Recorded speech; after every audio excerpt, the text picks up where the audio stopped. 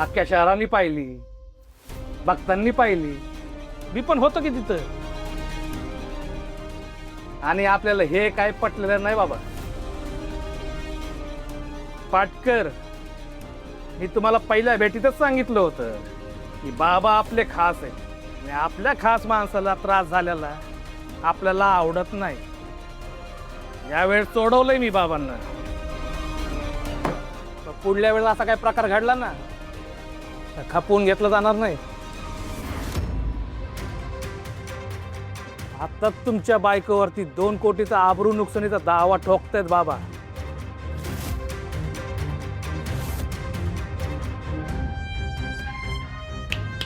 हो पाटकर, ऐकू येतंय ना? जरा आवरा तुमच्या त्या बायकोला, नाही तर 2 कोटी भरायला तयार व्हा. अनु तर बाबांच्याच ऑफिसला गेली. नाही नाही नाही नाही, मला तिला थांबवावंच लागेल. चला निघा.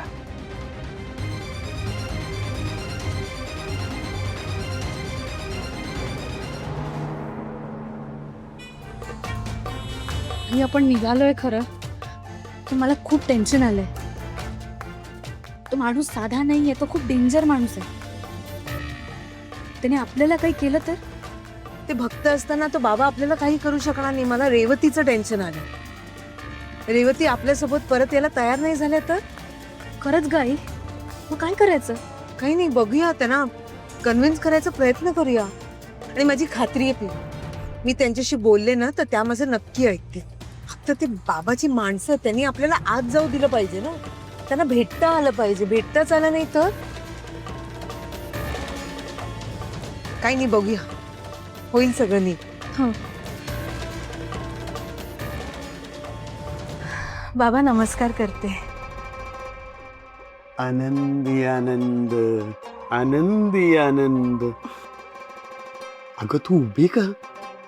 बैस बस. रेवती, मला खरंच तुझा खूप अभिमान वाटतो.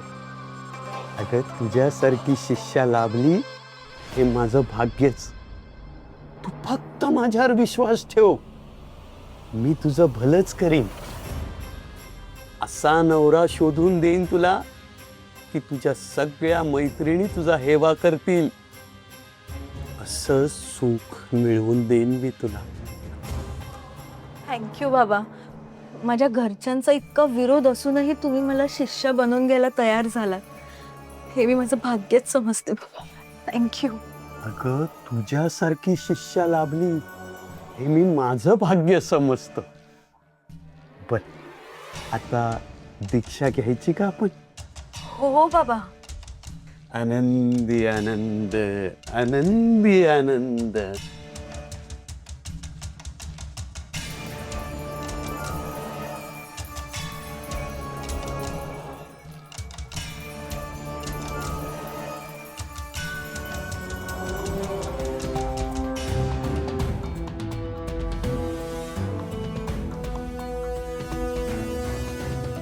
घे, हे दिव्य जल आहे.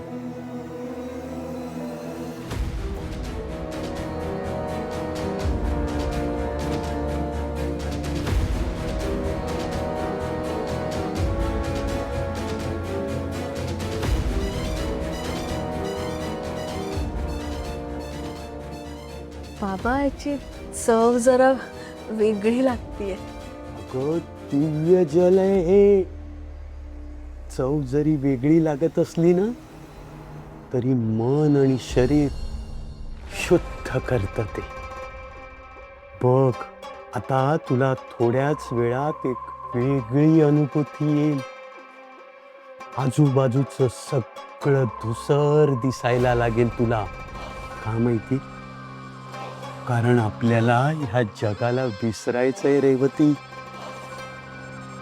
हं?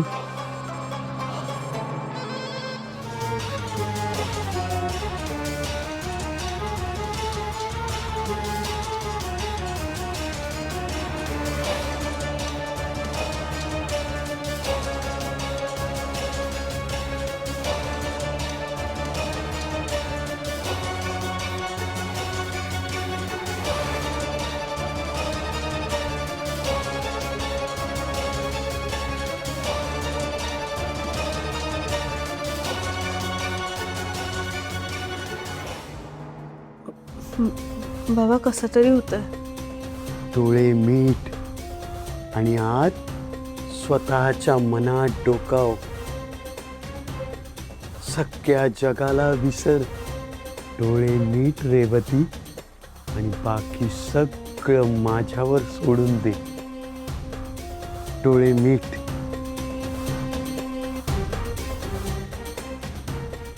आनंदी आनंद, आनंदी आनंद.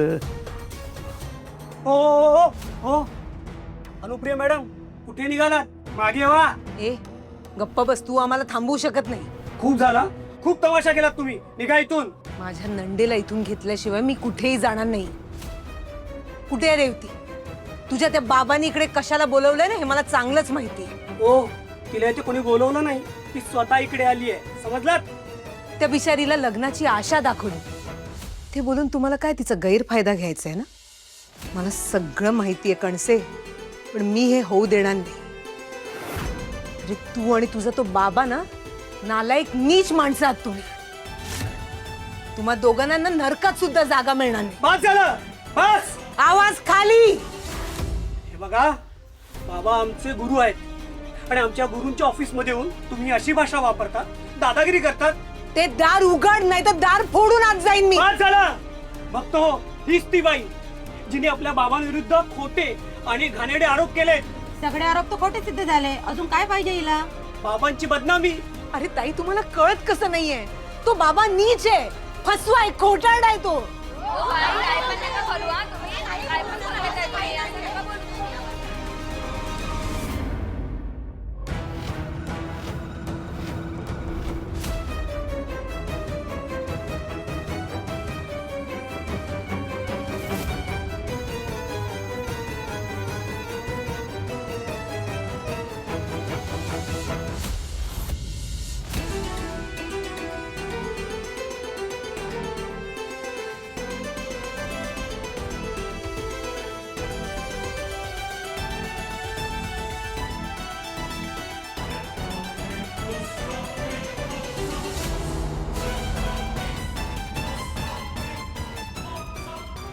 बस झाला.